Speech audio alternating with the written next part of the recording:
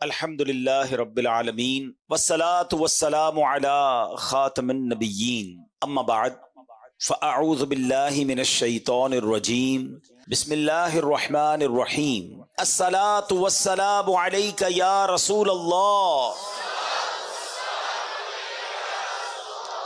وعلی آلک واصحابک یا حبیب اللہ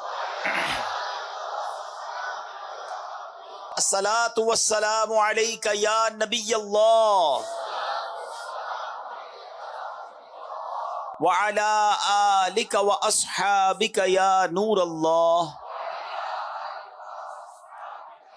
میرے آقا مدینے والے مصطفیٰ صلی اللہ تعالیٰ علیہ وسلم پر درود پاک پڑھنے کے بے شمار فضائل و برکات ہیں، بے شمار احادیث ہیں، بے شمار واقعات ہیں، اتنے فضائل ہیں کہ ہم بیان کرتے چلے جائیں شاید کئی راتیں گزر جائیں، مگر درود پاک کے فضائل کو کمپائل نہیں کیا جا سکتا۔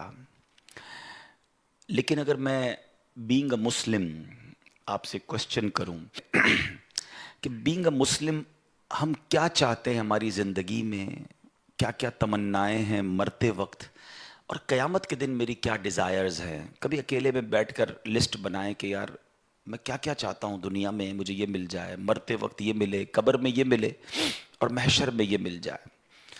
تو اب میں کچھ حدیثوں کا عطر یوں سمجھیے گلدستہ آپ کے سامنے پیش کر رہا ہوں کہ یہ تمام باتیں حدیثوں میں، روایتوں میں، بزرگان دین کے اقوال میں موجود ہیں کہ اگر آپ چاہتے ہیں کہ آپ کی روزی میں برکت ہو تو درود پاک پڑھیے، ہر جملے کے بعد سبحان اللہ بھی کہتے جائیے۔ آپ چاہتے ہیں کہ آپ دنیا میں ذلت و رسوائی سے بچیں تو آپ درود پاک پڑھیں۔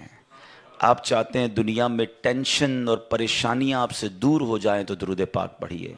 آپ چاہتے ہیں آپ کی عزت میں اضافہ ہو تو آپ درود پاک پڑھیے۔ آپ چاہتے ہیں کہ آپ مرتے وقت آپ کو نبی پاک کا دیدار نصیب ہو تو درود پاک پڑھیے۔ آپ چاہتے ہیں کہ پیارے آقا آپ ایسے دیکھیں کہ نبی پاک اپنے ہاتھوں سے آپ کو قبر میں اتار رہے ہیں تو درود پاک پڑھیے۔ آپ چاہتے ہیں کہ قبر نور مصطفیٰ سے جگمگا جائے، قیامت تک نبی پاک کے جلوے ہوں تو درود پاک پڑھیے۔ قیامت کے دن میرے آقا کے ہاتھوں جام کوثر پینا چاہتے ہیں تو درود پاک پڑھیے۔ نبی پاک کے لواء الحمد تلے اٹھنا چاہتے ہیں تو درود پاک پڑھیے۔ سرکار علیہ الصلوۃ والسلام کے ساتھ جنت میں جانا چاہتے ہیں تو درود پاک پڑھیے۔ بار بار مدینے جانا چاہتے ہیں تو درود پاک پڑھیے۔ بلکہ پیارے آقا کا خواب میں دیدار کرنا چاہتے ہیں تو درود پاک پڑھیے۔ اب مجھے بتائیں کچھ رہ گیا ہے؟ بینگ اے مسلم جو زندگی میں چاہیے، جو موت کے وقت چاہیے اور جو قیامت کے دن چاہیے، اور کچھ رہ گیا ہے جو باقی ہے؟ اگر روزی میں اضافہ ہو، عزتیں محفوظ رہیں، ٹینشن ریلیز رہے، برکتیں ملتی رہیں، ایمان والی موت ملے، آقا کے ساتھ جنت میں داخلہ مل جائے، تو پھر اور کیا چاہیے ایک مسلمان کو؟ اور یہ تمام فضائل جو ہیں حدیثوں میں، مختلف حدیثوں میں، یعنی یوں سمجھے کہ میں نے کئی حدیثوں کو یوں سمجھے کہ اس کا مجموعہ یا اس کا عطر آپ کے سامنے پیش کر دیا کہ یہ تمام ریوارڈز، یہ تمام فضائل جو ہیں یہ حدیثوں میں ہمیں ملتے ہیں، روایتوں میں ملتے ہیں کہ اس قدر کمال کا وظیفہ ہے۔ یعنی میری ہر کلیمٹی، میری ہر پرابلم کا سولوشن جو ہے وہ درود پاک میں موجود ہے۔ شاعر جبھی تو کہتے ہیں نا کہ دکھوں نے تم کو جو گھیرا ہو تو درود پڑھو، جو حاضری کی تمنا ہو تو درود پڑھو۔ تو ہمیں دکھوں سے بچاتا ہے، بہت سارے پرابلمز دور کرتا ہے، لیکن ایک مسئلہ یہ ہے کہ ہم درود پاک کے فضائل سنتے تو ہیں، کبھی کبھی جوش آتا ہے تو پڑھ بھی لیتے ہیں، مگر اس کو کنٹینیو نہیں کر پاتے۔ تو کنٹینیو کرنے کا کوئی نظام بنائیں، اپنی زندگی میں اس کا کوئی ٹائم رکھیں، اس کا کوئی یوں سمجھے شیڈول میں ڈال دیں اس کو کہ یہ کسی بھی صورت دن گزرے تو میرے پرٹیکولر تعداد میں درود پاک ہو جانے چاہیے، 100 بار، 200 بار، اللہ توفیق دے تو کم از کم 313 بار پڑھ لیں، 1000 بار پڑھنے والے بھی ہیں، 2000 بار بھی پڑھنے والے، تو پڑھیں اور اس کی برکتیں آپ اپنی آنکھوں کے سامنے دیکھیں گے۔ اللہ مجھے بھی اور آپ کو بھی کثرت سے درود پاک پڑھنے کی توفیق عطا فرمائے۔ باواز بلند درود پاک پڑھ لیں، صلو علی الحبیب۔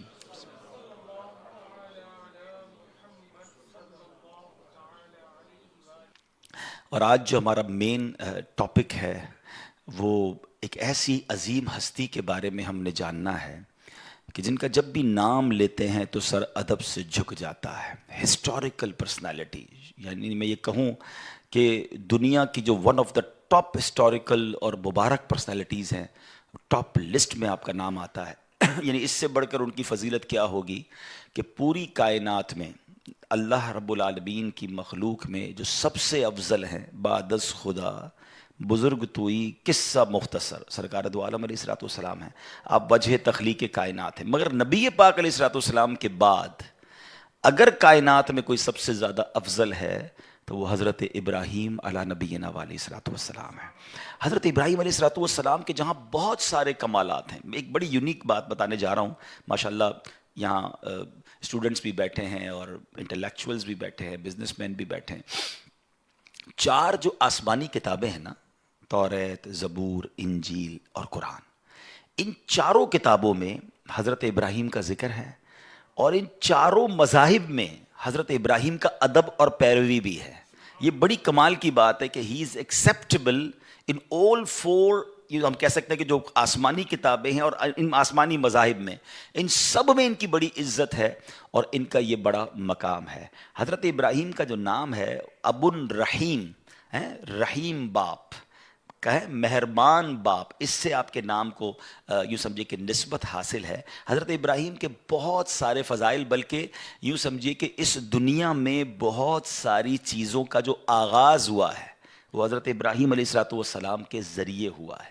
آپ ابو الانبیاء بھی کہلاتے ہیں، یعنی آپ جو ہے اپنے بعد آنے والے تمام نبیوں کے والد ہیں. یعنی آپ کے بعد جتنے بھی نبی اس دنیا میں آئے سب کے والد آپ ہیں، وہ آپ ہی کی نسل سے آئے. اور آپ نے کعبے کی تعمیر کے بعد یہ دعا بھی کی تھی کہ اللہ میری نسل میں، میری اولاد میں وہ نبی عطا فرما جو آخری نبی ہیں.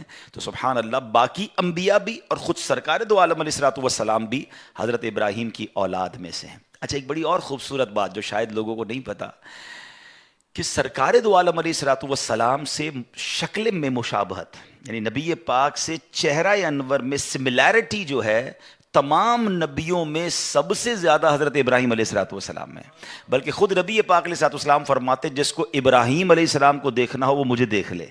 یعنی نبی پاک سے چہرہ انور میں بھی آپ کا ایسی مشابہت تھی. اور جو میں نے آپ کو کہا کہ آپ کی طرف سے کچھ چیزیں ایسی ہیں جو اولین ہیں، یعنی آپ سے سٹارٹ ہوئی ہیں، ان میں سے چند باتیں یہ ہیں کہ سب سے پہلے ہی دنیا میں آپ کے بال سفید ہوئے. پہلے کسی کے بال سفید نہیں ہوتے تھے. سب سے پہلے آپ ہی نے اپنے بالوں میں مہندی کا خضاب لگایا. سب سے پہلے جو پاجامہ ہے، جو سلا ہوا پاجامہ، پہلے تہبند پہنتے تھے لوگ، وہ آپ نے سٹارٹ کیا اور پھر ساری دنیا میں شروع ہو گیا. آپ نے ہی سب سے پہلے منبر پر خطبہ پڑھا. سب سے پہلے آپ نے راہ خدا میں جہاد کیا. سب سے پہلے مہمان نوازی کی جو رسم ہے وہ آپ نے شروع کی. بلکہ مہمان نوازی کا عالم تو یہ تھا کہ آپ روزانہ جب تک کھانا نہیں کھاتے تھے جب تک آپ کے دسترخوان پر کوئی گیسٹ نہیں ہوتا تھا، آپ روڈ پہ نکل جاتے، گھر کے باہر نکل جاتے اور مہمان ڈھونڈتے. جب تک مہمان نہیں ملتا آپ کھانا نہیں کھاتے تھے. آپ نے گھر بھی ایک سڑک پر یوں سمجھیے کہ ایک شاہراہ پر بنایا تھا تاکہ کوئی نہ کوئی بندہ مل جائے. اچھا، آپ کا جو لقب ہے، دیکھیں نبی پاک علیہ الصلوۃ والسلام کا لقب حبیب اللہ ہے اور حضرت ابراہیم کا لقب خلیل اللہ ہے. What is the meaning of Khalil? Khalil کہتے ہیں دوست کو. ہی از دا فرینڈ آف اللہ سبحانہ و تعالیٰ. اچھا، آپ کو جو لقب ملا نا، یہ بھی بڑے کمال کا واقعہ ہے. آپ ایک بار کھانے کا ٹائم ہوا تو آپ مہمان کے انتظار میں بہت ڈھونڈا، باہر نکلے، ڈھونڈتے رہے، کوئی مہمان نہیں ملا. واپس آئے تو آپ کے گھر میں ایک شخص موجود تھا. آپ نے کہا میرے گھر میں آپ کیسے آ گئے؟ کس کی اجازت سے آئے؟ کیسے آئے؟ تو کہا میں انسان نہیں ہوں، میں فرشتہ ہوں. تو کہا اچھا، کس لیے آئے ہو؟ کہ اللہ کا پیغام لے کر آیا ہوں کہ اللہ نے اپنے ایک بندے کو اپنا دوست بنا لیا ہے، خلیل بنا لیا ہے. آپ بڑے ایکسائٹڈ ہوئے. آپ نے کہا جلدی بتاؤ وہ بندہ کون ہے؟ اگر اس کا گھر بہت بھی دور ہوا تو میں بہت ٹریول کر کے بھی اس کے پاس جاؤں گا اور اس سے ملوں گا جس کو رب نے خلیل بنا لیا ہے. تو فرشتہ کہتا ہے حضور کسی اور کو نہیں، اللہ نے آپ کو ہی اپنا خلیل بنایا ہے. آپ کہتے ہیں what is the reason behind this? وجہ کیا ہے، مجھے خلیل کیوں بنا لیا؟ اب عاجزی بھی دیکھیں نا. تو کہا کہ اچھا، اب حضرت ابراہیم کے اتنے واقعات ہیں، یقین کریں میری one of the favourite personality ہے، میں اتنا پڑھتا ہوں ان کو. اور قرآن میں اتنے واقعات حضرت ابراہیم کے ہیں جو اپ اینڈ ڈاؤنز آپ کی لائف میں ہے نا، اور جو قربانی آپ نے دی ہے. یعنی اگر ہم دیکھیں ہماری بہت ساری عبادتیں وہ ریلیٹڈ ہیں حضرت اس خاندان کے ساتھ. خالی حضرت ابراہیم نہیں، حضرت ابراہیم اور آل ابراہیم. حضرت اسماعیل علیہ السلام، بی بی ہاجرہ، یعنی اس فیملی نے جو کام کیے نا اس دنیا کے اندر، اور اس کی بنا پر اللہ کو کتنی پسند ہے یہ فیملی کہ ان کی یادیں فرام لاسٹ 5000 ایئرز، 5000 سال سے زیادہ ٹائم ہو گیا ہے، مگر آج بھی مسلمان ان کی یاد کو کیسے مناتے ہیں، کتنے شوق سے مناتے ہیں. ہماری قربانی، ہمارا حج، ہمارا عمرہ، ہم جو زمزم پیتے ہیں، یعنی اگر دیکھتے چلے جائیں تو کتنے ہماری ایسی عبادتیں ہیں جو حضرت ابراہیم علیہ الصلوۃ والسلام اور ان کی آل کی ہم یاد میں کر رہے ہوتے ہیں. اس کو الگ سے انشاءاللہ ڈسکس کرتے ہیں کہ یادیں کیوں باقی رکھی گئیں. یہ بھی بڑا خوبصورت ٹاپک ہے. اچھا، پھر تو فرشتے سے آپ نے پوچھا کہ میں نے ایسا کیا کام کر دیا کہ اللہ نے مجھے اپنا دوست بنا لیا؟ تو کہا آپ کا، یعنی بہت سارے اوصاف ہیں، لیکن جس وصف کو یہاں ہائی لائٹ کیا گیا کہ فرمایا کہ آپ کسی سے مانگتے نہیں ہیں بلکہ آپ لوگوں کو خود ہی عطا فرماتے ہیں. تو یہ بات بھی سیکھنے کو ملی کہ اللہ کو یہ ادا کتنی پسند ہے کہ بندہ کسی کے آگے سوال نہ کرے، بلکہ وہ کہتے ہیں نا دینے والا ہاتھ ہو، مانگنے والا ہاتھ وہ رب کو پسند نہیں ہے. کچھ لوگ انفارچونیٹلی تھوڑی سی پرابلم میں آتے ہیں، تھوڑے سے مسائل میں آتے ہیں تو فوراً جناب نکل پڑتے ہیں کہ کسی سے میں مدد لے لوں، کسی سے ہیلپ لے لوں. خودداری ہونی چاہیے. اللہ کو یہ بڑا پسند ہے، اور پھر اللہ نوازتا بھی ہے اس کو. کہتے ہیں نا کسی کا احسان کیوں اٹھائیں، کسی کو حالات کیوں بتائیں، تم ہی سے مانگیں گے تم ہی دو گے، تمہارے در سے ہی لو لگی ہے. اللہ اور اس کے رسول کی طرف توجہ ہو، دنیا والوں کو نہ بتایا کرے. Let's move forward. اچھا، سب سے پہلے ہی آپ نے ملاقات میں لوگوں کو گلے لگایا. معانقہ جو ہے نا یہ بھی سٹارٹ کیا حضرت ابراہیم علیہ نبینا علیہ الصلوۃ والسلام نے. سب سے پہلے ہی آپ نے ثرید، یہ قسم کا کھانا ہے روٹی اور شوربے کو ملا کر بنانے والا، یہ ثرید بھی حضرت ابراہیم علیہ نبینا علیہ الصلوۃ والسلام سے منسوب ہے. اچھا، اب حضرت ابراہیم کی اگر ہم سیرت کو پڑھتے ہیں، بہت سارے ہسٹوریکل واقعات، یعنی قرآن میں کئی واقعات ہیں، ایک دو واقعات نہیں ہیں. میں کوشش کروں گا آپ کی سیرت، تو میں نے کہا نا کہ اتنی طویل ہے کہ اگر شاید ہم اس پروگرام کو 3-4 قسطوں میں کریں تو بھی جا کے حضرت ابراہیم کی سیرت کو کور کرنا اتنا آسان نہیں ہوگا. لیکن میں شارٹ کوشش کروں گا کہ ہم ان چیزوں کو ڈسکس کرتے ہیں. حضرت ابراہیم علیہ نبینا علیہ الصلوۃ والسلام کی ایج ہے 17-18 ایئرز، ایک روایت کے مطابق 20 سال. آپ کی جوانی سے سٹارٹ کرتے ہیں، ٹھیک ہے. اچھا، یہ بھی بتا دوں کہ حضرت ابراہیم علیہ السلام نے بہت طویل عمر پائی. ایک روایت کے مطابق 175 ایئرز اور ایک روایت کے مطابق 200 سال آپ اس دنیا میں رہے، ٹھیک ہے. اور ابھی ایج ہے 18-20 ایئرز. آپ ایک ایسے علاقے میں رہتے ہیں کہ جہاں لوگ بتوں کی پوجا کر رہے ہیں، اور آپ اللہ وحدہ لا شریک کو اپنا رب مانتے ہیں. آپ بتوں کی طرف بالکل آپ کی نظر نہیں، التفات نہیں، توجہ نہیں. وہ لوگ بہت آپ کو کہتے ہیں کہ یار آپ بھی ہمارے ساتھ آیا کریں. آپ نے کہا نہیں، میں تمہارے بتوں کو برا سمجھتا ہوں، میں تو اللہ کی عبادت کرتا ہوں. اچھا، وہ لوگ ہر سال ایک میلہ مناتے تھے، اور اس میلے میں کیا ہوتا تھا کہ وہ ماد اللہ ناچ گانے رنگ رلیاں یہ سب بناتے تھے. تو اب کیا ہوا کہ ایک دن وہ میلے کا ٹائم آیا تو آپ کو بھی انوائٹ کیا. آپ نے کہا میں تو نہیں آتا. سارا گاؤں سارے لوگ چلے گئے، آپ اکیلے تھے تو آپ بت خانے میں چلے گئے. جب آپ بت خانے میں گئے تو وہاں چھوٹے بھی بت تھے، بڑے بھی بت تھے. آپ کو بڑا غصہ آیا کہ یہ اپنے ہاتھ سے ہی بناتے ہیں اور اسی کو پوجتے ہیں. آپ نے کلاڑا اٹھایا اور بتوں کو توڑنا شروع کیا. کسی کی ناک کاٹ دی، کسی کا ہاتھ کاٹ دیا، کسی کا پیر کاٹا، اور آخر میں وہ جو کلاڑا تھا نا وہ سب سے بڑے بت کے کاندھے پر رکھ دیا. اب آپ واپس آ گئے. جب وہ لوگ میلہ کر کے ناچ گانے رنگ رلیاں منا کر آئے اور جب اپنے بت خانے میں گئے تو بیکم سو مچ اینگری کہ یہ کیا ہوا، ہمارے خداؤں کو توڑ پھوڑ کے رکھ دیا کسی نے، کس نے کیا یہ؟ تو سب لوگوں نے کہا ایک ہی بندہ ہو سکتا ہے جو نوجوان ہے ہمارے محلے میں، وہ ہمارے بتوں کو نہیں مانتا، وہ عجیب عجیب باتیں کرتا ہے، کسی اور خدا کی باتیں کرتا ہے. ان کو تو وہ باتیں عجیب لگ رہی تھی. تو کہا اسی نے کیا ہوگا. حضرت ابراہیم کو بلایا گیا کہ آپ نے کہا ہے، آپ نے کیا یہ. آپ نے کہا مجھ سے کیوں پوچھتے ہو، یہ تمہارا سب سے بڑا بت ہے، کلاڑا بھی اسی کے کاندھے پہ رکھا ہے، اسی سے پوچھ لو. Look at how beautiful demonstration. یعنی آپ نے ان لوگوں کو کتنا شاندار ایک پورا پریکٹیکل کر کے بتا دیا نا کہ جن کو پوچھتے ہو ان کو توڑ پھوڑ دیا ہے کسی نے، اور سب سے بڑا خدا موجود ہے، اسی سے پوچھ لو تمہارا جو باطل خدا ہے. تو وہ لوگ کہتے ہیں یہ تو جواب نہیں دیتا، ہمارے خدا تو نہیں بتاتے کہ کس نے توڑا ہے، کس نے مارا ہے. اللہ اکبر. اب حضرت ابراہیم علیہ نبینا علیہ السلام نے جو ان سے خوبصورت ڈیبیٹ کی نا، یہ ایکچولی ایک مناظرہ بھی تھا، ایک ڈیمونسٹریشن بھی تھا، ایک نیکی کی دعوت بھی تھی. اب آپ نے جو جملے کہہ ذرا سنیے گا، قرآن میں یہ موجود ہے. آپ فرماتے قال افتعبدون من دون اللہ، فرمایا تو کیا اللہ کے سوا ایسوں کو پوچھتے ہو، ما لا ينفعکم شیئا ولا یضرکم، جو نہ تمہیں نفع دے سکتے نہ نقصان دے سکتے ہیں، اپنے آپ کو بھی مرنے سے نہیں بچا سکتے. اف لکم، تف ہے تم پر، وَلِمَا تَعْبُدُونَ مِن دُونِ اللَّهِ، اللہ کے سوا کسی اور کو پوچھتے ہو. افلا تعقلون، تم میں عقل نہیں ہے. Look at how beautiful words. اگر ہدایت والے دل ہوتے تو سمجھ جاتے کہ ہم کر کیا رہے ہیں. مگر اگر کہتے ہیں نا دلوں پر مہر ہو تو بہت سامنے کی بات بھی سمجھ نہیں آتی. اور آج بھی ایسا ہے. کچھ لوگوں کو آپ قرآن سنا دیں, حدیث سنا دیں, ان کو بزرگان دین کے اقوال سنا دیں, لیکن نہیں ماننا تو نہیں ماننا. تو وہ لوگ, حالانکہ حضرت ابراہیم نے خوبصورت ڈیمونسٹریشن دیا, مگر وہ تو آپے سے باہر ہو گئے. کہتے اس نوجوان کو پکڑو اور ان کو جلا دو. قرآن میں الفاظ موجود ہیں, حرکوہ وانصروا آلہتکم ان کنتم فاعلین, ان کو جلا دو اور اپنے خداؤں کی مدد کرو اگر تمہیں کرنا ہے. اب ایسا ہی ہوا, آپ کو پکڑ لیا گیا اور اب آپ کو جلانا ہے. اچھا, ایک 18-20 سال کے نوجوان کو جلانا ہے تو چھوٹی سی آگ کافی تھی, مگر ان کو خوف کتنا تھا کہ ہسٹری آف یونیورس میں اس سے پہلے اتنی بڑی آگ نہیں لگائی گئی تھی.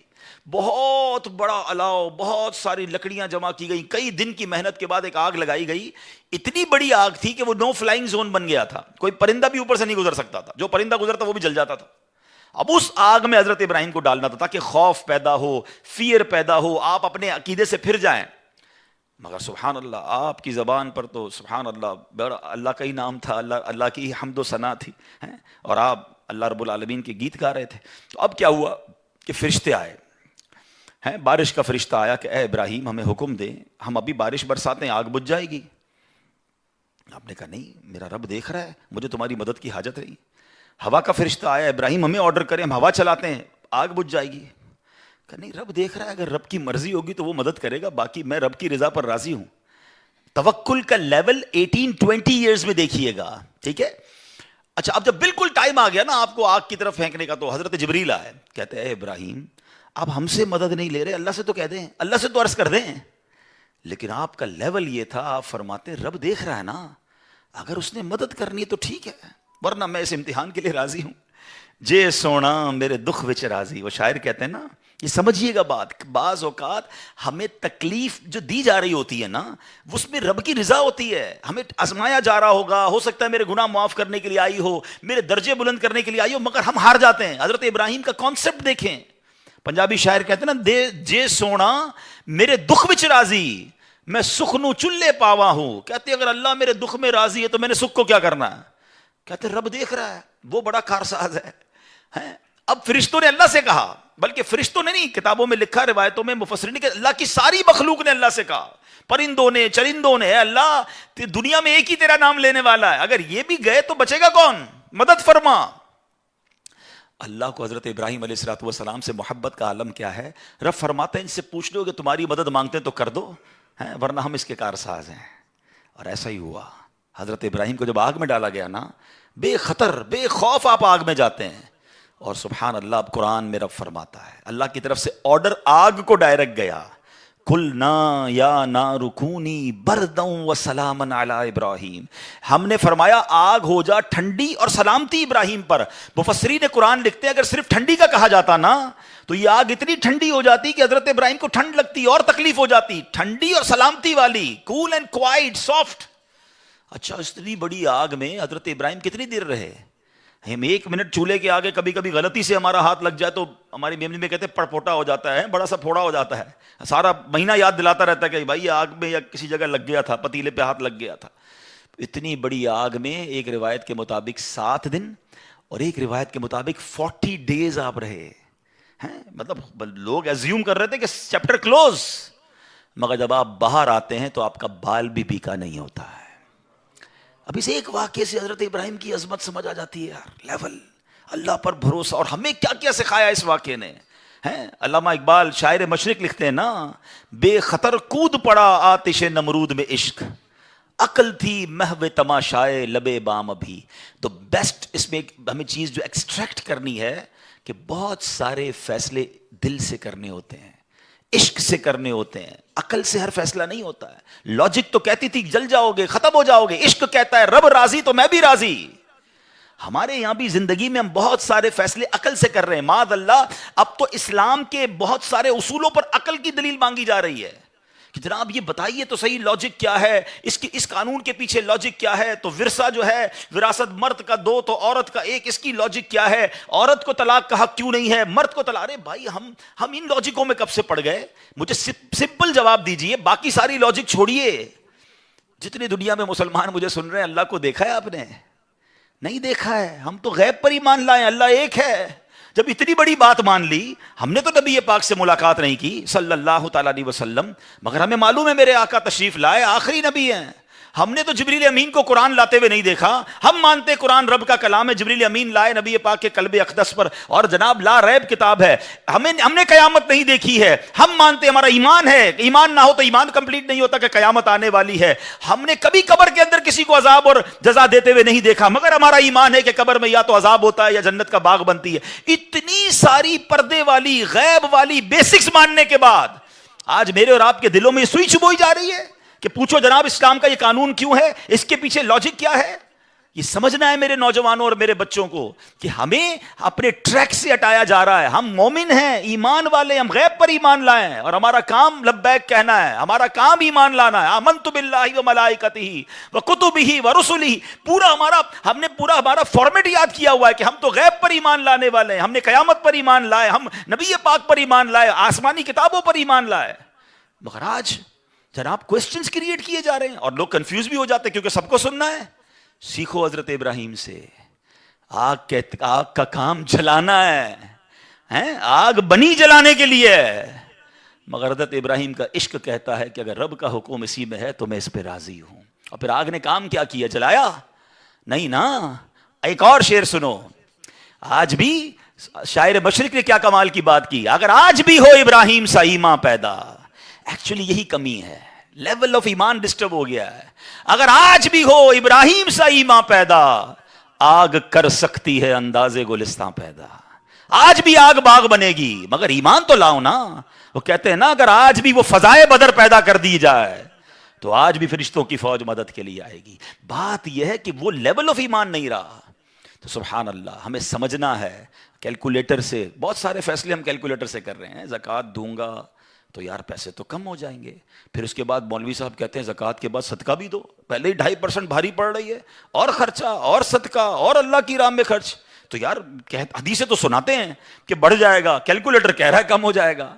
ارے میرے پیارے اسلامی بھائیوں، ایک تمہارا میرا کیلکولیٹر ہے، ایک رحمت کا کیلکولیٹر ہے. یقین کریں ہر چیز لاجک سے نہیں ہوتی. اور یہ تو اتنی واضح ہے، یہ تو اتنی واضح ہے. بٹھاؤ کسی اکاؤنٹنٹ کو، بٹھاؤ کسی چارٹرڈ اکاؤنٹنٹ کو، اس کا اکاؤنٹ بتائے گا کہ زکوٰۃ دو گے تو پیسے کم ہوں گے، صدقہ دو گے تو پیسے کم ہوں گے. ایمان کیا ہے کہ میرے آقا نے فرمایا میں قسم اٹھا کر کہتا ہوں. نبی پاک نے صرف یہ نہیں کہا کہ میں کہتا ہوں، میں قسم کھا کر کہتا ہوں کہ اللہ کی راہ میں خرچ کرو گے مال کم نہیں ہوگا. میں کیلکولیٹر کی مانوں یا اپنے نبی کی مانوں؟ اور جنہوں نے مانی نبی پاک کی، پوچھو ان سے، ہر سال ان کا پیسہ بڑھتا ہے. ہر سال جو جتنا بانٹ رہا ہے اس کا اتنا ملٹیپلائی ہو رہا ہے. کیسے ہو رہا ہے؟ کیلکولیٹر تو کہتا ہے کم ہوتا ہے. نہیں، کچھ چیزیں کہیں اور بن رہی ہیں، کیلکولیشن کہیں اور ہے، رحمت کی باتیں کہیں اور. ایمان تو لاؤ نا. کیا شاندار ایمان تھا حضرت ابراہیم علیہ نبینا علیہ الصلوۃ والسلام کا. پنجابی شاعر کہتے ہیں عشق دے چل ہی نمبر لے گئے، عقل منداں اے وہی عمرہ گالیاں. جو عشق والے ہوتے ہیں نا وہ نمبر لے جاتے ہیں، عقل والے سوچتے ہی رہ جاتے ہیں. عقل کو تنقید سے فرصت نہیں، عشق پر اعمال کی بنیاد رکھ. جس دن آپ کا ایمان، آپ کے اعمال عشق پر آ گئے نا، پھر آپ دیکھیں کہ آپ کی زندگی میں کبھی کوئی آپ کو کنفیوز نہیں کر سکے گا. Let's move forward. باتیں تو بہت ساری ہیں، اس پورے واقعے سے توکل سیکھنا ہے.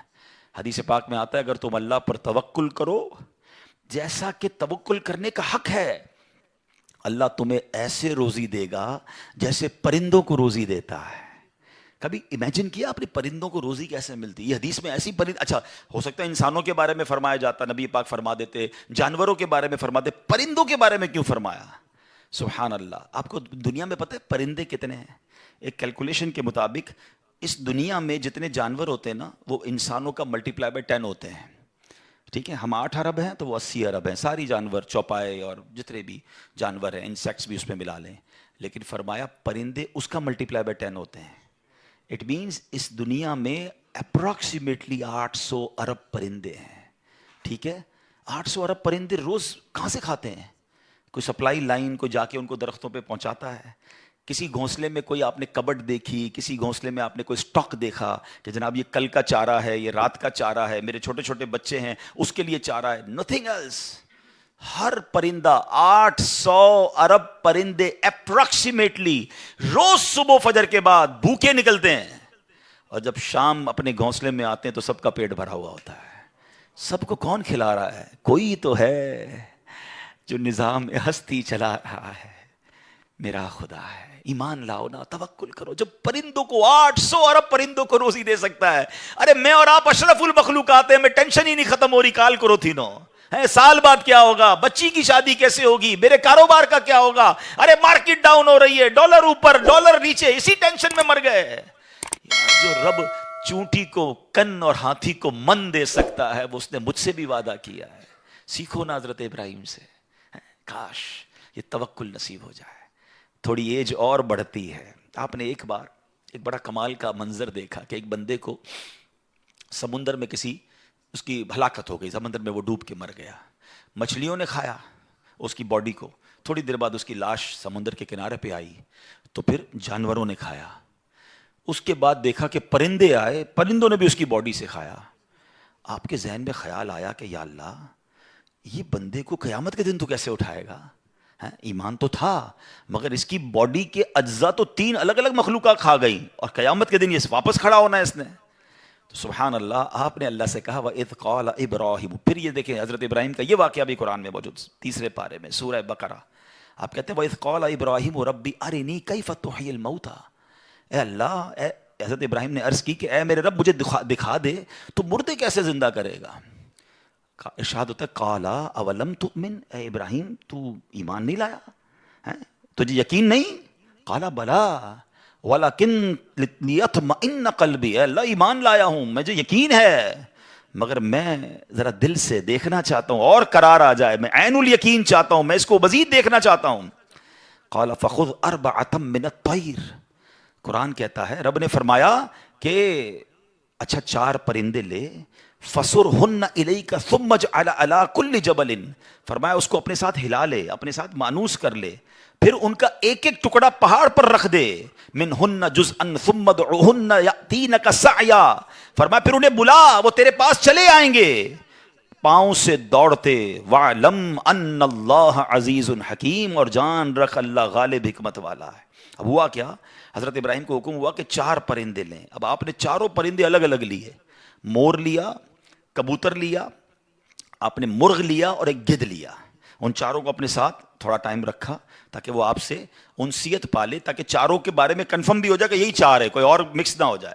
اس کے بعد آپ نے چاروں کو ذبح کیا, چاروں کا قیمہ بنایا اور چاروں کا قیمہ مکس کر دیا.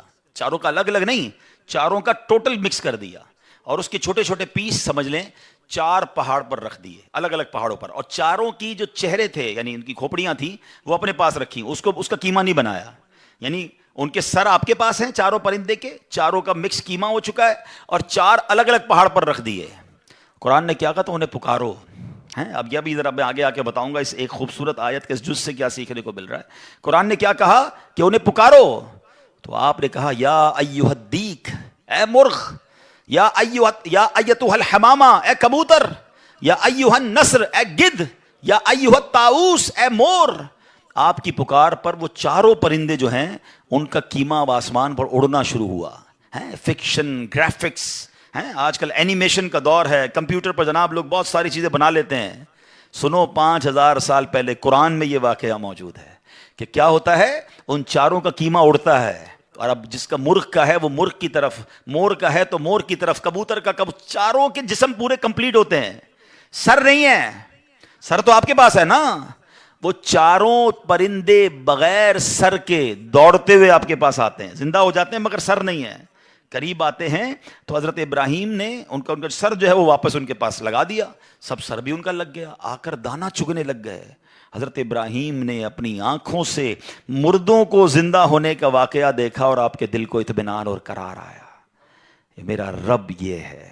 کیسے ہیں کہتے کسی کو شیر کھا جائے, کسی کو مچھلی کھا جائے, کسی کی سمندر میں موت آ جائے, معاذ اللہ کسی کے پرخچے اڑ جائیں, کوئی آگ میں راکھ ہو جائے, میرا رب چاہے تو سب کو دوبارہ جسم, ان کی تمام باڈی کو پھر کریٹ کرے گا اور وہ قیامت کے دن جمع ہوں گے. حضرت ابراہیم نے یہ اپنی آنکھوں سے دیکھا اور یہ واقعہ بھی قرآن میں موجود ہے. حضرت ابراہیم علیہ السلام کے اس واقعے سے کیا سیکھنے کو ملا؟ پہلی بات, میرے رب کی قدرت کیسی ہے, ان اللہ علی کل شیء قدیر. ٹھیک ہے. دوسری بات, علماء کہتے ہیں, صوفیانہ تفسیر اس کی لکھی گئی کہ 4 پرندے کیوں لیے گئے, کبوتر, مور, گدھ, اور چوتھا کون سا تھا, مرغ. فرمائیں چاروں کی نا ایک ایک بری خصلت ہے. مرغ ہے اس کے اندر شہوت بہت ہے. جو کبوتر ہے اس کو اپنی اڑان پر بڑا ناز ہے, بڑا تکبر ہے, بہت اونچا اڑتا ہے. فرمایا گدھ جو ہے اس کا کیا پرابلم ہے؟ گدھ کے بارے میں فرمایا کہ وہ لالچی بہت ہے. اچھا, پھر اس کے بعد ایک اور پرندہ ہے مور, اس کو اپنی خوبصورتی پر بڑا ناز ہے, اور خوبصورتی کی وجہ سے بڑا پراؤڈ فیل کرتا ہے. تو فرمایا یہ 4 بری عادتیں ہیں, اس کو ذبح کر کے یہ پیغام دیا گیا کہ اگر تم بھی اپنی اونچی اڑان, اپنے اونچے مرتبوں, اپنے اونچے مقام کا تکبر چھوڑ دو, اپنی خوبصورتی پر گھمنڈ کرنا چھوڑ دو, ہوس اور شہوت کے بعد اپنے آپ کو بچا لو, لالچ کر کے دنیا کے بال کے پیچھے بیڑا غرق اپنا نہ کرو, اگر ان عادتوں کو ذبح کر دو تو اللہ آج بھی تمہارے دل کو زندہ فرما دے گا. ان کو زندہ کیا نا, فرمایا ان عادتوں کو ختم کرو, رب تمہارے دل کو زندہ فرمائے گا اور اس میں نور داخل فرما دے گا. اور علماء نے اس کی صوفیانہ تفسیر یہ لکھی. اور اب ایک اور عقیدے کی بات بھی, کنفیوژن پھیلانے والے بہت کنفیوژن پھیلاتے ہیں. میں تو قرآن سے آج آپ سے بات کر رہا ہوں نا. اللہ نے کیا کہا کہ انہیں پکارو, وہ تو دنیا میں نہیں تھے پرندے, مر چکے تھے, کیما بن چکا ہے. کیما بنے ہوئے پرندوں کو رب کہہ رہا ہے پکارو. حضرت ابراہیم نے کیسے پکارا, یا ایھا الدیک, یا ایتھا الحمامہ. آپ کبوتر کو پکار رہے ہیں, آپ گدھ کو پکار رہے ہیں, قرآن کہہ رہا ہے پکارو, اور نبی پکار رہے ہیں. آج کسی کو نہ جانے یا رسول اللہ سے پرابلم ہو جاتی ہے, کسی کو یا غوث پاک سے یا پرندوں کو پکار رہے, قرآن کہہ رہا ہے. تو اس کا مطلب دنیا سے اگر کوئی چلا بھی جائے تو اس کو پکارنے میں کوئی خدا نہ خواستہ پرابلم نہیں ہے. اللہ سمجھ کے تھوڑی پکارتا ہے کوئی, اللہ کے بندے سمجھ کر ہی پکار رہے ہیں نا, اللہ کی مخلوق سمجھ کر پکار رہے ہیں. چلے اس دلیل کے ساتھ ایک اور دلیل بڑی لاجیکلی بڑی آسان سے سمجھ آ جائے گی. حدیث پاک میں, مشکات شریف کی حدیث میں ایک دعا ہے, قبرستان جاتے ہیں تو نبی پاک کون سی دعا کی تعلیم دیتے ہیں؟ السلام علیکم, یا دیکھیں ماشاءاللہ آپ سب کو یاد ہے, السلام علیکم یا اہل القبور. یہیں رک جائیے, چلے پہلے میں اس دعا کو پورا, یہ دعا بھی کمال ہے, یقین کرو اتنا شاندار میسج ہے, کیا ہلانے والی دعا ہے. بندہ اللہ کرے اس دعا کو سمجھ جائے نا, زندگی کا فلسفہ سمجھ آ جائے گا. یا ایھا القبور, السلام علیکم یا ایھا القبور, یا اہل القبور, السلام علیکم یا اہل القبور, یغفر اللہ لنا ولکم وانتم سلفنا وَنَحْنُ بِالْأَثَرِ. اے قبر والو تم کو سلام ہو, تم پہلے چلے گئے, اللہ ہماری اور تمہاری مغفرت فرمائے, تم پہلے چلے گئے, ہم بعد میں آنے والے ہیں. قبرستان جا کر یہی سمجھ جاؤ نا, یہ قبریں جن کی ہے نا, کل میری بھی اسی میں کسی میں ہوگی. وہ ایک قبر پر تختی لگی ہوئی تھی نا, میں سمجھتا تھا میں بڑا اہم تھا, مجھے لگتا تھا میں بڑا اہم تھا, یہی میرا وہم تھا. ہم سب نے قبر میں جانا ہے. تو اس دعا سے پہلے تو میسج لیں, اب عقیدہ بھی سن لو. یا اہل القبور, قبرستان طارق روڈ کے چلے جائیں, میوہ شاہ چلے جائیں, سب کو کہتے ہیں یا اہل القبور. سارے تو اولیاء اللہ نہیں ہے نا وہاں پر, نمازی بھی ہے, گناہ گار بھی ہے, شرابی بھی ہوگا, اچھا انسان بھی ہوگا. ہر مسلمان کو یا اہل القبور کہہ کر پکارنا سنت, حدیث سے ثابت, ٹھیک ہے. اور اگر اللہ کے کسی ولی کو کوئی یا کہہ کر پکارے تو پھر کیا پرابلم ہے؟ جب ایک گناہگار آدمی کو بھی قبر میں جا کر آپ یہ کہہ سکتے ہیں, تو یہ کنفیوژن پھیلانے والی باتیں ہیں. تو پہلے تو خدا نہ خواستہ کوئی بھی کسی کو, چاہے وہ اللہ کا ولی ہے, صحابی ہے, نبی ہے, صاحب مزار ہے, اس کو خدا سمجھ کر کوئی نہیں پکار رہا, وہ اللہ کے بندے ہی سمجھ کر پکار رہے ہیں. تو یہ پکارنا تو میرا یہ موضوع نہیں ہے. ورنہ اگر پچھلے دنوں آپ نے رمضان میں جو بدر کا واقعہ سنا ہوگا, نبی پاک نے بدر کے مارکے کے بعد ان مردوں کو جو کفار تھے ان کو یا کہہ کر پکارا تھا. اور حضرت عمر نے آ کر کہا یا رسول اللہ, پھر مردوں کو پکار رہے ہیں, یہ تو مر گئے. آقا فرماتے ہیں یہ مردے تمہارا جس طرح تم دنیا میں سنتے ہو, یہ مرنے کے بعد بھی ویسے ہی سنتے, بس مسئلہ یہ کہ جواب نہیں دے سکتے. خلاصہ حدیث عرض کر رہا ہوں. تو یہ تو حدیثوں سے ثابت ہے. تو بہرحال امید ہے کہ یہ پوائنٹ بھی آپ کے سامنے آ گیا. حضرت ابراہیم کی سیرت کا ایک اور شاندار پہلو آپ کے میں نے کیا بتایا, آلموسٹ 200 ایئرز ایج ہے. آپ کو حضرت اسماعیل پتہ ہے کب ملے ہیں؟ 99 ایئرز کی ایج میں. آپ کے یہاں پیدا ہوتی ہے حضرت ابراہیم کی پیدائش 99 ایئرز کی ایج میں. آپ نے 99 سال تک اللہ سے دعا کی ہے بیٹے کی. کیا فرماتے تھے, عرض کرتے تھے اسمع یا ایل, اسمع یا ایل. اسمع عربی کا لفظ ہے سن لے, ایل عبرانی زبان کا لفظ ہے پروردگار, یا اللہ میری سن لے. 99 ایئرز کی ایج میں آپ کو حضرت اسماعیل ملتے ہیں. آپ نے ان کا نام ہی اسماعیل رکھ دیا, یعنی جو دعا کرتے تھے نا وہی نام رکھ دیا. اسماعیل کے معنی یہ ہیں, ٹھیک ہے. اچھا یہاں رکتا ہوں, پھر آگے چلتے ہیں. 99 ایئرز کی ایج میں بیٹا ملا, دعا کون کر رہے ہیں؟ خلیل اللہ ہیں. ہم سال 2 سال کسی چیز کی دعا کریں، کام نہ ہو تو اللہ سے ہی بدزن ہو جاتے ہیں، یار میری تو دعا ہی نہیں سنتا، معاذ اللہ، بعضوں کا تو کفریہ کلمہ کہنا شروع ہو جاتے ہیں، اللہ سے ہی ناراض۔ وہ خلیل اللہ ہیں، ان کو 99 سال بعد بیٹا ملا، شکوہ نہیں تھا، خدا را اللہ سے تو اچھا گمان رکھو، نہیں مل رہا ہوتا کوئی چیز تو وہ اس میں بہتری ہوتی ہے ہمارے لیے۔ اچھا اب 99 ایئرس کے بعد بیٹا ملے، ہم میں سے کسی کو اگر 10-15 سال بعد بیٹا ملا ہو، اس کے تو پیر زمین پہ نہیں رہنے دیتے ہیں، بڑی مرادوں سے ملا ہے بھائی، بڑی دعاؤں سے ملا ہے، بڑی مشکل سے آیا ہے، 99 سال کی عمر میں بیٹا ملا ہے، اور ابھی اس کی عمر دودھ پیتے کی ہے، حکم ہوتا ہے کہ ان کو مکے کی وادی میں چھوڑ دو، ہائے ہائے، چھوڑ دو۔ اچھا وہ مکہ کوئی لگژری ہوٹل، کوئی بہت بڑا شہر نہیں تھا، نو بڈی اوور دیئر۔ آپ امیجن کریں، ماشاءاللہ سبھی مکہ ہو کر آئے ہوں گے، کعبہ بھی نہیں ہے، صرف ریگستان ہے، صرف پہاڑ ہیں اور دھوپ ہے، کوئی درخت نہیں ہے، بی بی ہاجرہ ہیں، حضرت اسماعیل ہیں، اور حکم ہو گیا کہ وہاں چھوڑ کے آ جاؤ۔ آپ نے ان کو وہاں رکھا، کچھ کھجوریں دیں، تھوڑا پانی دیا، اور آپ نکل گئے۔ بی بی ہاجرہ کہتی ہیں، ابراہیم کدھر جا رہے ہو ہمیں چھوڑ کر؟ آپ نے کوئی جواب نہیں دیا۔ کہا ابراہیم بتاؤ تو صحیح، کس کی آسرے چھوڑ کے جا رہے ہو؟ کوئی جواب نہیں، 3 بار پکارا۔ وہ خاتون بھی کمال کی، آخر میں کہتی بس یہ تو بتا دو، جو آپ ہمیں چھوڑ کر جا رہے ہیں یہ اللہ کا حکم ہے؟ کہتے ہیں ہاں رب کا حکم ہے۔ کہا پھر ٹھیک ہے، اللہ کا حکم ہے، پھر ہم راضی ہیں۔ کمال دیکھیں، کاش میرا یہ بیان میری مائیں سنیں، میری بہنیں سنیں، تھوڑی سی قربانی کی باری آئے ہیں، فیملی میں اگر کوئی کمزوری آ جائے، کوئی پیسے کی کمی آ جائے، کوئی گھر میں مشکل آ جائے، عورتیں کہتی ہیں ہم کچھ نہیں جانتے، ہمیں ہماری ساری چیزیں چاہیے، چاہے تمہیں چوری کرنی، ڈاکہ ڈالنا، اپنی ماں باپ کو چھوڑنا پڑے، ہیں بیوی آ کر ماں باپ سے چھڑوا دیتی ہے، گھر میں لڑائی جھگڑے۔ خدا کے واسطے ہم دیکھیں کہ جو رب کا حکم ہے وہ پہلے ہے، حرام روزی کی طرف نہ جانے دے اپنی فیملی کو۔ پہلے کے زمانے پتہ عورتیں کیسی ہوتی تھی، مرد صبح کام پہ جاتا تھا نا، تو وہ عورتیں کہتی تھی دیکھو حلال کما کے آنا، حرام کما کر مت آنا، ہم تھوڑے پر گزارا کر لیں گے مگر رب کو ناراض نہیں کرنا چاہتے۔ آج کی عورت کہتی برابر والوں نے دیکھا کیسا گھر بنا لیا ہے، ہمیں بھی ویسا ہی بنانا ہے، کچھ بھی کرو ہمیں بھی ایسی گاڑی چاہیے، ہمیں ایسا زیور چاہیے۔ اللہ کرے کہ یہ سیکھیں بی بی ہاجرہ سے، کہتی اللہ کا حکم ہے، we are ready for that. اچھا اب کیا ہوا؟ چھوٹا بیٹا ہے، دودھ پیتا بچہ ہے، پانی بھی ختم، کھجورے بھی ختم، اب کچھ ہے ہی نہیں، بچہ رونے لگا، پانی چاہیے۔ ہائے ہائے، ماں بچے کو روتا کیسے دیکھ سکتی ہے؟ اب ماں چلی پانی کو ڈھونڈنے، ایک پہاڑ سے دوسرے پہاڑ، دوسرے پہاڑ سے تیسرے پہاڑ۔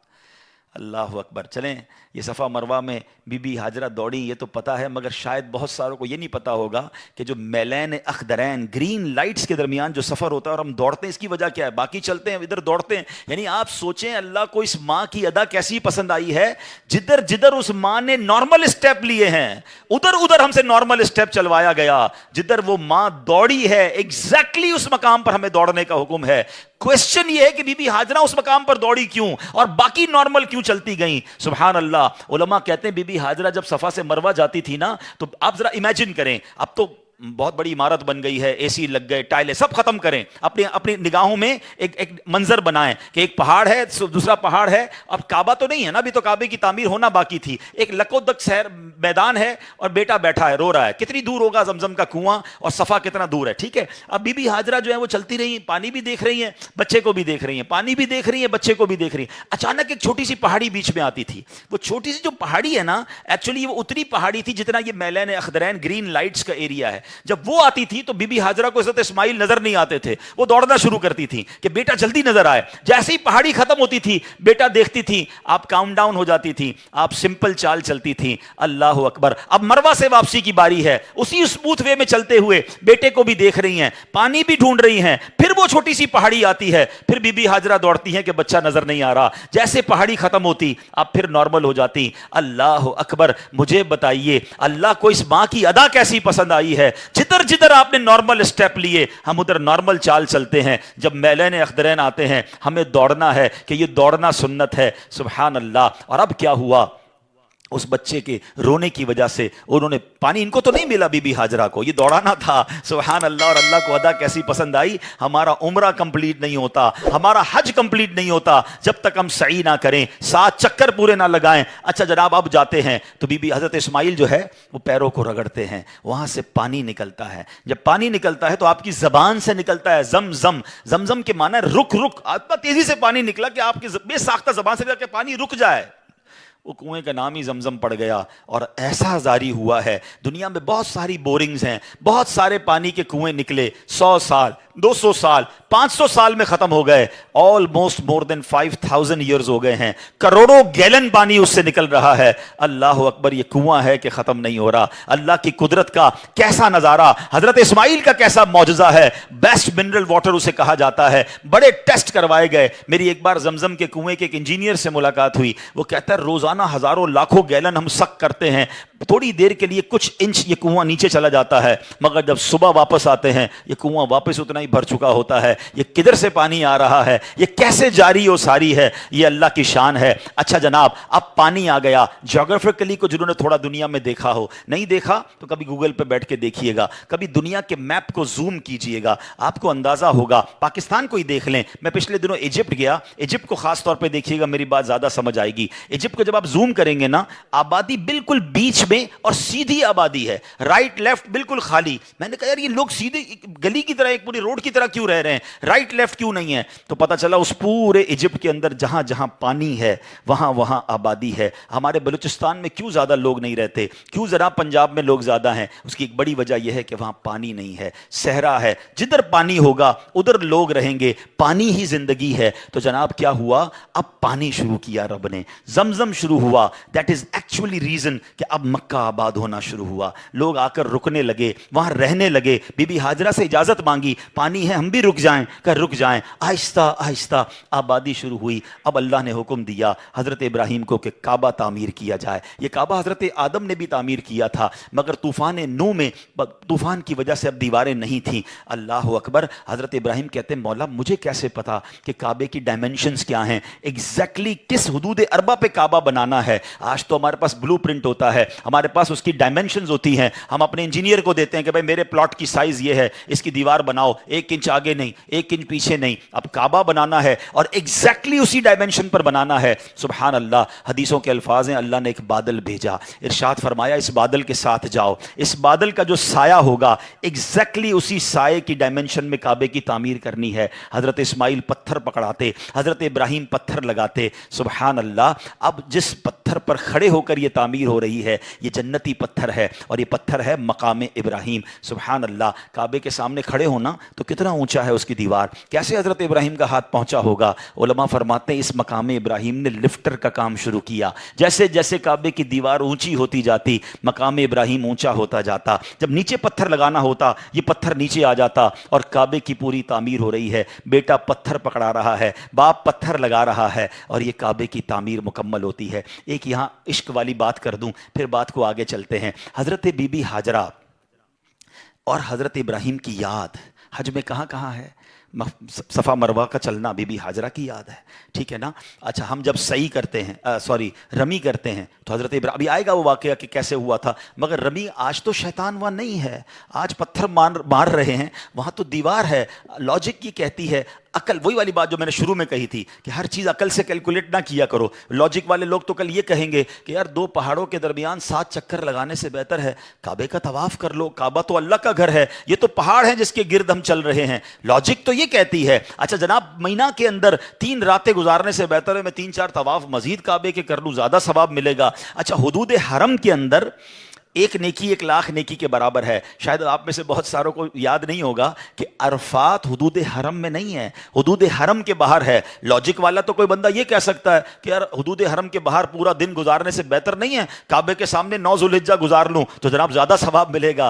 नहीं मेरे प्यारे इस्लामी भाइयों, ये हज का सफ़र बहुत ईजिली एक्सप्लेन कर रहा है कि हर चीज़ लॉजिक से नहीं होगी। अल्लाह को अपने बंदों की याद बाकी रखना, उनकी याद बनाना कितना पसंदीदा है कि माँ की याद में सई बाकी रखी, खलीलुल्लाह की याद में रमी बाकी रखी। हालांकि आज वहां शैतान नहीं है। नबी पाक ने अरफात में 9 ज़ुल्हिज्जा गुजारा, सारे हाजियों का वहां जाना जरूरी। मेरे आका ने मिना की रातें मिना में गुजारी, उनकी वहां रातें गुजारना सुन्नत। तो ये सब बातें बता रही हैं कि अगर जो लोग ये कहते हैं कि औलिया अल्लाह की याद ना मनाओ, अल्लाह वालों की बार बार याद क्यों मनाते हो, हर साल उनका दिन क्यों मनाते हो, तो मेरा सवाल उनसे यह है कि फिर हज कैसे करोगे? हज तो है ही अल्लाह की याद, अल्लाह वालों की याद में, उन्हीं انہی کی اداؤں کو ادا کرنا ہے. کیا سعی کرنے والا بی بی ہاجرہ کی یاد دل سے نکال سکتا ہے؟ کیا رمی کرنے والا خلیل اللہ کی یاد دل سے نکال سکتا ہے؟ ارے یہ کیا اسی لیے گیا کہ سب کو یاد آئے کہ میرے خلیل نے کیا کیا, اس کی زوجہ نے کیا کیا, اس خاندان نے کیسی قربانیاں دی. آج بکرا کاٹتے ہیں, گائیں کاٹتے ہیں, بوٹیاں بھی ہم کھا جاتے ہیں, لیکن جناب اس قربانی کو تو یاد کریں کہ ادھر تو بچہ ذبح کرنے کا حکم تھا اور خلیل اللہ کی اس یاد کو آج ہم یاد کر رہے ہیں. تو سبحان اللہ, یہ تمام باتیں ہمیں بتا رہی ہیں کہ اگر آج بھی کوئی اولیاء کرام کا, صحابہ کرام کا, سرکار دو عالم علیہ الصلوۃ والسلام کی یاد میں کوئی دن مناتے ہیں, کوئی پروگرام کرتے ہیں, ان کا ذکر کرتے ہیں, تو اس میں کوئی قباحت نہیں. یہ حج پورا ہے ہی اللہ والوں کی یاد. اور سبحان اللہ, میں اپنی بہنوں سے بھی ایک بات کر لوں کہ ماں کی ادا تھی نا صفا مروہ, ہے تو عورت کی ادا, مگر میلین اخدرین میں عورت کو دوڑنے سے منع کر دیا. سمجھ رہے ہیں بات, کہ گرین لائٹس میں مرد دوڑیں گے, عورتیں نہیں دوڑیں گی, حالانکہ وہاں تو عورت دوڑی تھی. What is the logic behind this, کیا وجہ ہے؟ سبحان اللہ, دیکھیں کتنا پاکیزہ دین ہے ہمارا. شریعت کو یہ پسند نہیں ہے کہ چونکہ مرد چل رہے ہیں اور عورتیں بھی ساتھ چل رہی ہیں, اگر عورتیں مردوں کے ساتھ دوڑیں گی تو ان کے پردے کے معاملات, ان کے جسم کی حیت ایسی ہے کہ وہ دوسروں پر ظاہر ہوگی. تو پردہ اتنا مطلوب ہے کہ صفا مروہ کے درمیان, حالانکہ دوڑی ماں تھی, عورتوں کو منع کر دیا گیا کہ آپ نارمل چال سے چلیں گی, مرد دوڑیں گے. یہ میرا اور آپ کا دین ہے. یہ میری بہنوں کو کیا ہو جاتا ہے کہ میلین اخدرین کے سامنے تو نارمل چال سے چل رہی ہیں, اور جناب وہیں مکے میں شاپنگ سینٹر میں, مدینے میں شاپنگ سینٹر میں بعض اوقات بے پردہ, چلے وہاں پردہ کر بھی لیا تو پھر یہاں آ کے کیوں بے پردگی والے معاملات کرتی ہیں. سیکھیں اس اسلام کے اس حکم سے کہ اسلام کو کتنا پسند ہے کہ عورتیں جو ہیں وہ مردوں سے اختلاط نہ کریں, بے پردگی نہ ہو, اپنے معاملات کو جو شریعت نے پردے کا حکم دیا ہے اس کو فالو کریں. بہرحال اب کعبہ تعمیر ہو گیا. حضرت ابراہیم کو حکم ہوا کہ اے ابراہیم لوگوں کو بلاؤ. حضرت ابراہیم علیہ السلام نے کہا یا اللہ, مکے میں تو پبلک تھی نہیں نا, میری آواز کیسے پہنچے گی؟ اب میرا بیان اس وقت کراچی میں ہو رہا ہے, لیکن مجھے امید ہے دنیا کے کئی ملکوں میں لوگ سن رہے ہیں کیونکہ یہ لائیو جا رہا ہے. اگر حضرت ابراہیم کے زمانے میں تو کوئی سیٹلائٹ نہیں تھی, آپ جبل ابو قبیس پر, یہ جو بالکل صفا کے ساتھ پہاڑ ہے, آپ اس پر چڑھ گئے. اللہ نے فرمایا اے ابراہیم تمہارا کام آواز لگانا ہے, ہمارا کام آواز پہنچانا ہے. یہ کیسا روحانی سیٹلائٹ تھا. حضرت ابراہیم نے آواز لگائی. حدیثوں کے یہ الفاظ ہیں, اس وقت دنیا میں جتنے لوگ تھے all around the world, سب تک حضرت ابراہیم کی آواز پہنچی. آپ نے کہا ہے لوگوں اللہ کے گھر کی طرف آؤ, حج کرو. آپ کی آواز صرف انسانوں نے نہ سنی, جنات نے سنی, چرند و پرندے سنی, ماں کے پیٹ میں جو بچے تھے انہوں نے سنی, عالم ارواح میں روحوں نے سنی. سبحان اللہ, روایت کے الفاظ ہیں, اس وقت جس نے جواب دیا, جس نے اس کی جواب میں لبیک کہا, سبحان اللہ, جس نے ایک بار لبیک کہا وہ ایک بار حج کرے گا.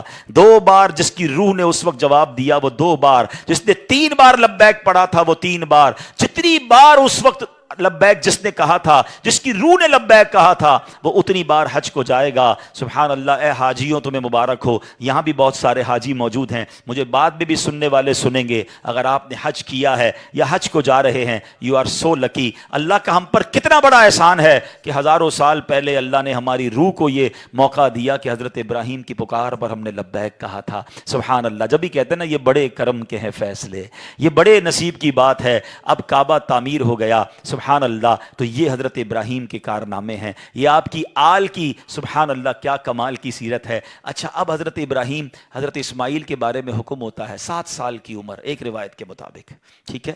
خواب میں آپ کو کہا جاتا ہے آپ نے 3 راتوں تک مسلسل خواب دیکھا کہ اپنے بیٹے کو ذبح کرو. اگین ذرا سمجھیے گا, قربانی کا لیول. 99 ایئرز کی دعا کے بعد بیٹا ملا ہے. پہلے حکم ہوا صحرا میں چھوڑ کے آ جاؤ, آپ چھوڑ کے آ گئے ہیں. کتنا بڑا امتحان تھا. اب اس سے بڑا امتحان کہ اب اس کو ذبح کر دو. اچھا, اب یہ بھی چلیں, آج آپ کو بہت خوبصورت بات سننے کو ملے گی کہ آپ کو جب 8 ذوالحجہ کی آپ نے خواب دیکھا نا, تو آپ کنفیوز رہے کہ یہ شیطان کی طرف سے یا اللہ کی طرف سے خواب ہے. تو یہ جو سوچ بچار ہے نا, سوچ بچار کو کہتے ہیں ترویہ. تو جو 8 ذوالحجہ کا دن ہے اس کو یوم الترویہ کہا جاتا ہے. اس کی وجہ یہ ہے, ایک بار پھر خواب آیا تو آپ نے یقین کر لیا کہ یہ اللہ کی طرف سے حکم ہے. تو اس لیے 9 ذوالحجہ کو کیا کہا جاتا ہے؟ یوم عرفہ. عرفات کہتے ہیں پہچان کا دن. آپ کو یقین ہو گیا کہ یہ خواب اللہ کی طرف سے ہے. اور 10 ذوالحجہ کو آپ ذبح کرنے کو چلے تو یوم النحر کہا جاتا ہے, ذبح کا دن. یہ ایکچولی یوم ترویہ, یوم عرفہ اور یوم النحر یہ حضرت ابراہیم کی کیفیات تھیں. 8 ذوالحجہ کو خواب نے بتایا کہ یہ کنفیوز تھے, ہیزیٹیٹ تھے, اللہ کی طرف سے شیطان کی طرف, سوچو بچار ہیں, کنفیوز کا لفظ واپس لیتا ہوں, سوچ بچار میں ہے. تو اس کا مطلب کیا ہوا کہ یہ یوم ترویہ تھا. عرفہ والے دن آپ کو یقین ہو گیا اللہ کی طرف سے, تو اب آپ نے اس کو یوم عرفہ, اور پھر جس دن ذبح کرنے چلے تو یوم النحر. اچھا, اب آپ نے کمال یہ کیا کہ جب آپ کو یقین ہو گیا نا, آپ نے اپنے بیٹے سے بھی پوچھ لیا کہ بیٹا مجھے اس طرح خواب آیا ہے, تم کیا کہتے ہو؟ 7 سال کا بیٹا ہے, ایک روایت کے مطابق ان کی 10 سال عمر ہے. اللہ اکبر, وہ بیٹا بھی کیسا ہے. جب آپ نے بیٹے سے پوچھا تو بیٹا کہتا ہے ابو جی یا بنیا انی ارا فی المنامی, قرآن میں یہ الفاظ موجود ہیں, انی اذبحک فانظر ماذا ترا, اے میرے بیٹے میں نے خواب میں دیکھا کہ میں تجھے ذبح کر رہا ہوں, تیری کیا رائے ہے؟ ہائے ہائے, بیٹا کیا کہتا ہے؟ یا ابت افعل ما تؤمر, اے والد صاحب کیجئے جس بات کا آپ کو حکم دیا جا رہا ہے. ستجدونی انشاء اللہ من الصابرین, خدا نے چاہا تو قریب ہے آپ مجھے صابر پائیں گے, صبر والا پائیں گے. اللہ اکبر. اور ایسا ہی ہوا, آپ اپنے بیٹے کو لے کے جا رہے ہیں, آپ نے اپنی بیوی ہاجرہ کو کہا اس کو تیار کر دو میں کہیں لے جا رہا ہوں, بتایا نہیں ماں کو, انہوں نے بڑا تیار کیا ان کو. آگے گئے تو اب شیطان اتنی بڑی قربانی کو کیسے ہضم کرتا, فوراً گیا بی بی ہاجرہ کے پاس, اے ہاجرہ پتہ ہے تمہارے شوہر کہاں جا رہے ہیں آپ کے بیٹے کو لے کر, کہاں جا رہے ہیں؟ کہا ذبح کرنے جا رہے ہیں. کہا نہیں وہ تو کسی سے ملانے لے جا رہے ہیں, تیار کر کے لے گئے. کہ نہیں وہ ذبح کرنے جا رہے ہیں. کہ باپ بھی بیٹے کو ذبح کرتا ہے؟ بی بی ہاجرہ کہتی ہیں. اب شیطان کہتا ہے کہ ہاں اس لیے کر رہے ہیں کہ اللہ کا حکم ہے. کہا اللہ کا حکم ہے, پھر ٹھیک ہے میں راضی ہوں. ہائے ہائے ہائے, رب کا حکم ہے نا. کیسی ماں تھی, کہتی پھر میں راضی ہوں. شیطان کا ادھر بس چلا نہیں, حضرت اسماعیل کے پاس پہنچ گئے. کہا اے بیٹے تمہیں پتا تمہارے ابو کہاں لے جا رہے ہیں؟ کہا ابو کہیں لے جا رہے ہیں مجھے. کہا تمہیں ذبح کرنے لے جا رہے ہیں؟ کہا کوئی باپ بھی بیٹے کو ذبح کرتا ہے؟ کہا ہاں اللہ کا حکم ہے. کہا اللہ کا حکم ہے پھر میں بھی راضی ہوں. سبحان اللہ. اب جب حضرت اسماعیل نے حضرت ابراہیم کو پتہ کیا کہا کہ والد صاحب اب آپ ذبح کرنے لگے نا, 2-3 میری گزارشات ہیں, ذرا مجھے اچھے طریقے سے باندھ دیجیے گا, کہ ایسا نہ ہو کہ جب مجھے آپ ذبح کریں تو میں زیادہ تڑپوں تو میرے خون کے چھینٹے آپ کے کپڑوں پر گریں گے تو آپ کے کپڑے خراب ہو جائیں گے. چھری کو ذرا تیز کر لیجیے گا تاکہ مجھے تکلیف کم ہو. مجھے الٹا لٹا کے ذبح کیجیے گا تاکہ آپ میرا چہرہ نہیں دیکھ سکیں گے. اور ہاں یہ جو میرا کرتا ہے نا میری ماں کو دے دیجیے گا تاکہ اس کو بیچاری کو تسلی ہو جائے. کیا دنیا نے ایسی قربانی دیکھی ہے؟ اب سنو, حضرت ابراہیم نے بالکل ویسا ہی کیا. آپ کو باندھ بھی دیا, آپ کو لٹا بھی دیا, اور آپ نے چھری چلا بھی دی. ابھی حضرت ابراہیم کا واقعہ سنا تھا نا کہ آگ کا کام جلانا ہے, اللہ چاہے تو نہیں جلائے گی. چھری کا کام کاٹنا ہے, اللہ چاہے تو چھری نے کام نہیں کرنا نا. آپ نے اپنا کام پورا کر دیا, وہ تو کر چکے جو کرنی بشر کی ہے. مگر پھر کیا ہوا, سبحان اللہ, یہ امتحان ختم ہوا اور اب آسمان سے آواز آئی. حضرت ابراہیم بالکل اوپر بیٹھے ہیں اور چھری چلا رہے ہیں, تو اوپر سے آواز آئی, سبحان اللہ, اللہ اکبر اللہ اکبر. آپ نے جب سر اٹھایا تو دیکھا جبریل امین جنت سے مینڈھا دمبا لے کر آ رہے ہیں. تو آپ سمجھ گئے میرے امتحان کا وقت پورا ہو گیا ہے. بے شاختہ آپ کی زبان سے نکلا لا الہ الا اللہ واللہ اکبر. تو حضرت اسماعیل تو نیچے لیٹے ہوئے تھے, وہ بھی سمجھ گئے کہ لگتا ہے ہمارا امتحان پورا ہو گیا. وہ کہتے ہیں اللہ اکبر وللہ الحمد. یہ جو عید والے دن تسبیح پڑھتے ہیں نا, کیا یونیک تسبیح ہے, کیا یونیک تکبیر ہے. کن 3 شخصیتوں کی زبان سے نکلا ہے. پہلا پارٹ حضرت جبریل کی آواز میں, is the middle part of that تکبیر, حضرت ابراہیم نے ادا کیا ہے, اور آخری حصہ ہے حضرت اسماعیل کی زبانی. ذرا سوچو تو صحیح کیسا منظر ہوگا. ذرا مل کے تکبیر پڑھیں اور اس منظر کو یاد کریں. اللہ اکبر اللہ اکبر لا الہ الا اللہ واللہ اکبر اللہ اکبر وللہ الحمد.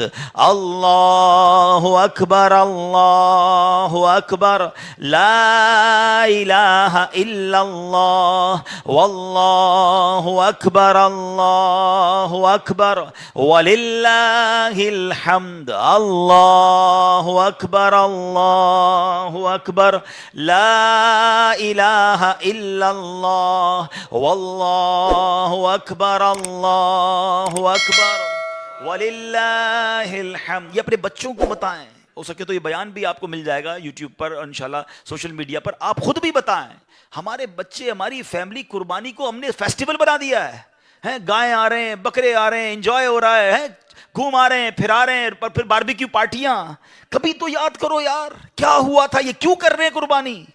یہ کیسی قربانی کی داستان ہے؟ کب کب بتائیں گے ہم؟ کب اس کو سوچے تو صحیح. ہمیں خدا کی قسم ایک بار ان کو ہمیں زندگی میں اگر ہمیں بھی یہ کہہ دیا جائے کہ چلو ہر سال نہیں، زندگی میں ایک بار آپ بھی اپنا اپنا ایک بچہ ذبح کرو، کیا حال ہوگا؟ کتنی بڑی آسانی. بکرے کاٹو، گائیں کاٹو، خود ہی کھاؤ، انجوائے کرو. شریعت نے کتنا آسانی کر دی ہم پر. لیکن اس قربانی کو تو یاد کریں نا. اور پھر اس سے سیکھنے کو کیا ملا؟ کہ یہ وہ لوگ تھے کہ جن کی ان واقعات کو پڑھ کر کبھی تو احساس ہو یار کہ کبھی مال کی قربانی دینی پڑے تو میں حاضر، کبھی وقت کی قربانی دینی پڑے تو میں حاضر، کبھی اپنی خواہشات کی، اپنی ڈیزائرز کی قربانی دینی پڑے تو میں اللہ کے لیے دوں گا. اور اللہ وہ دن لائے جب جان کی قربانی دینی پڑے، تم بھی اب پیچھے نہ ہٹے کہ یا اللہ جان بھی تیری ہے، تو نہیں تو دی نا جان، اے اللہ میں راضی. اللہ وہ جذبہ عطا فرمائے. کچھ حج پر جا رہے ہوں گے، قربانی تو سارے ہی کریں گے نا. چاہے حج پر جاؤ تو وہ قربانی یاد رکھنا کہ اپنے بیٹے کو چھوڑ کر آ گئے تھے، کعبہ بنایا، کیسے قربانیاں ہیں وہ، اللہ نے کیسی یادیں باقی رکھی ہیں اس فیملی کی اور اس خاندان کی. اور جب قربانی کریں تو وہ یاد کریں کہ بیٹا ذبح کرنے چلے تھے. اللہ کرے کہ حضرت ابراہیم علیہ الصلوۃ والسلام کے صدقے ہمیں توکل نصیب ہو جائے، ہمیں اس کی راہ میں قربانی کا جذبہ نصیب ہو جائے. اللہ نے انہیں دوست بنایا، اللہ ان کے صدقے ہمیں بھی اپنا پسندیدہ بنانے، ہمیں بھی دین متین کی خاطر کچھ کرنے کا جذبہ عطا فرمائے. کیا خوبصورت شخصیت ہیں. تربت حضرت ابراہیم پر اللہ، تربت حضرت اسماعیل پر، تربت حضرت بی بی ہاجرہ پر کروڑوں رحمتوں کی بارش نازل فرمائے، ان کے صدقے ہماری مغفرت فرمائے. تو آج الحمدللہ اس پروگرام میں کچھ یہی میسج دینے حاضر ہوئے تھے. دعوت اسلامی کے مدنی ماحول میں، نیک ماحول میں اس طرح کی باتیں سکھائی جاتی ہیں. مدنی چینل دیکھیں، دعوت اسلامی کے سوشل میڈیا اکاؤنٹس کو فالو کریں. اس طرح کے پازیٹیو بیان سنتے رہیں گے تو ہمارا دل بھی بدلے گا، ہماری فیملی، ہمارے بچوں کو بھی انشاءاللہ سیکھنے کو ملے گا. اور ہو سکے تو ہر جمعرات دعوت اسلامی کے مرکز فیضان مدینہ میں ہونے والے اجتماع میں تشریف لائیں. اللہ پاک آپ سب کا جمع ہونا، صاحب خانہ کے اس انتظام کو کرنا بھی اپنے دربار میں قبول فرمائے. آمین بجاہ النبی الامین صلی اللہ علیہ وسلم.